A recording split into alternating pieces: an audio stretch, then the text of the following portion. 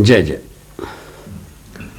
अभी अपन ये अच्छी तरह से समझने की कोशिश की, एक वस्तु अपने नियंत्रण, ठीक है, कैसा रहता है, नियंत्रित कैसा रहता है, नियंत्रण कैसा दिखता है।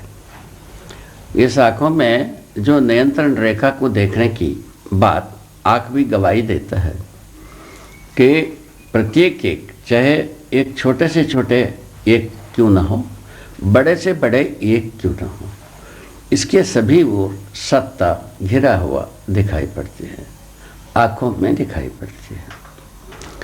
यही चीज़ है जो इकाई की स्थिति, गति, मुद्रा, भंगिमा, विन्यास, हर एक का नियंत्रण रेखा यही है। इसी से ये नियंत्रित रहने से और डूबे रहने से वह अपने आप से संरक्षित रहना पाया जाता है। यह मुख्य में उस बात को ध्वनित करता है, वस्तु की शाश्वतीयता इसी नियंत्रणवश, ऊर्जा संपन्नतावश नित्य वर्तमान, ये उस जगह को ध्वनित करता है।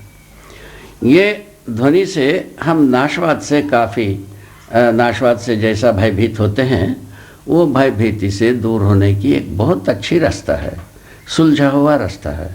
इसमें कोई किसी का वकालत की ज़रूरत नहीं है। स्वयं चिंतन पूर्वक अभयता की जगह को पहचाना जा सकता है। उसके लिए ये नियंत्रण संरक्षण की एक झांकी सदा सदा प्रत्येक एक के साथ सजा ही रहती है। ये बात आपको समझ में आता है।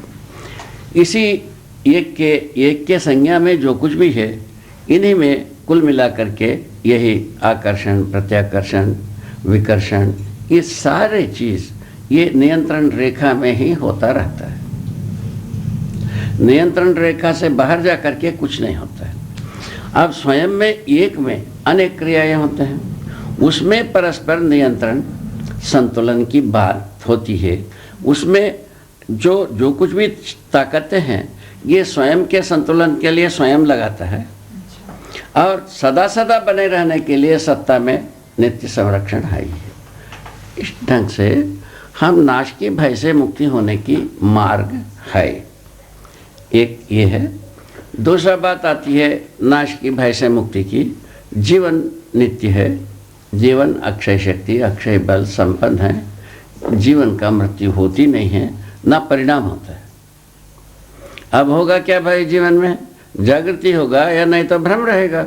दो ही धंधा है, ठीक है। इसके पहले की क्या थी?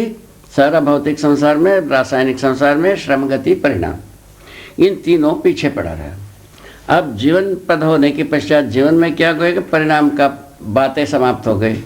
परिणाम का बात समाप्त हो गया तो श्रम का निरंतरता हो गई, गति की निरंतरता हो गई। ऐसे तो गति का निरंतरता पहले भी था, इसका परिणाम के साथ रहा गति का निरंतरता। अभी परिणाम विहीन ये गति की निरंतरता हो गई। इसी को हम कहते हैं अक्षय शक्ति, अक्षय बल। इन अक्षय शक्ति, अक्षय बल के साथ जीवन का जो वैभव है, अमरत्व के साथ वही पहचानने की आवश्यकता।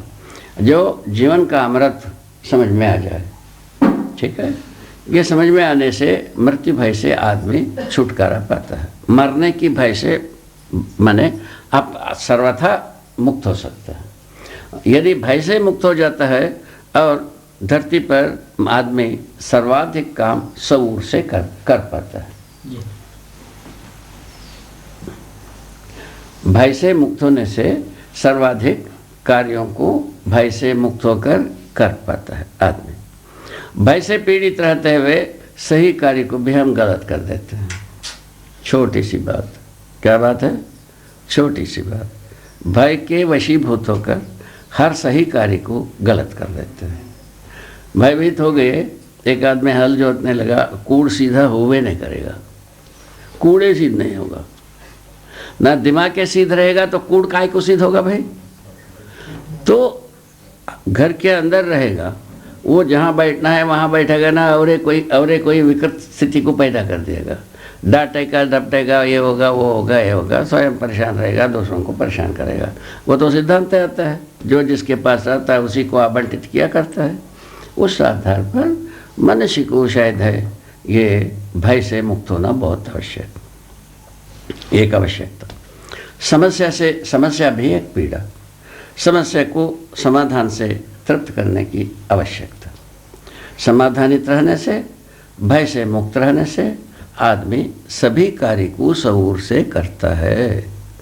समाधानित रहने से मनुष्य के साथ जितने भी परिस्थितियाँ आता है उसका जवाब हो जाता है, एक दूसरे की संतुष्टि मिलने की तरीका निकलती है और प्रसन्न होने की दिन आती है, क्षण आती है।